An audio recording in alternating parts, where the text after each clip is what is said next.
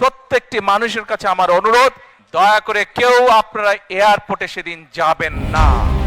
দীর্ঘ নির্বাসনের অধ্যায় শেষ করে দেশের মাটিতে ফিরছেন বিএনপির ভারপ্রাপ্ত চেয়ারম্যান তারেক রহমান। টানা 17 বছরের অপেক্ষার পর 25 ডিসেম্বর তার স্বদেশ প্রত্যাবর্তন ঘিরে রাজনীতিতে তৈরি হয়েছে নতুন উত্তাপ।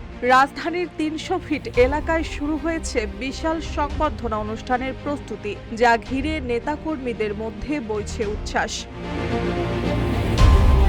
রোববার দুপুর থেকেই ঢাকার বিশ্ব রোড থেকে পূর্বাচলমুখী 300 ফিট সড়কের একটি অংশ জুড়ে শুরু হয়েছে সংবর্ধনা মঞ্চ নির্মাণের কাজ। কিউব হোল্ডিংসের গল্পে সেই রেখাটি আঁকা হয়েছিল আজ থেকে 1 যুগ আগে। নকশাই আমাদের ভাষা। Cube holdings limited.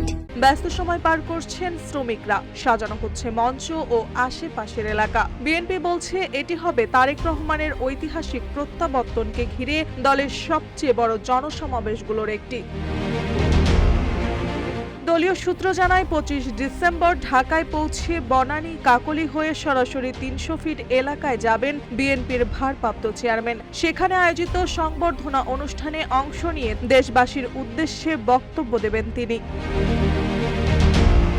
এদিকে সংবর্ধনা আয়োজনের জন্য প্রশাসনের আনুষ্ঠানিক অনুমতিও পেয়েছে বিএনপি। দলের মিডিয়া সেলের সদস্য সাইরুল কবির খান জানান, ঢাকা বিভাগীয় কমিশনার শরফ উদ্দিন আহমেদ চৌধুরীর স্বাক্ষরিত অনুমতিপত্র ইতিমধ্যে বিএনপির সিনিয়র যুগ্ম মহাসচিব অ্যাডভোকেট রুহুল কবির রিজভীর কাছে পৌঁছেছে।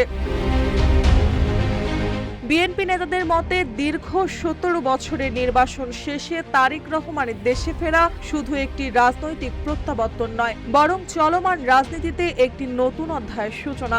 রাজধানীর 300 ফিটে জমায়েত হওয়া প্রস্তুতি যেন সেই বার্তা দিচ্ছে ঢাকা অপেক্ষা করছে এক গুরুত্বপূর্ণ দিনের।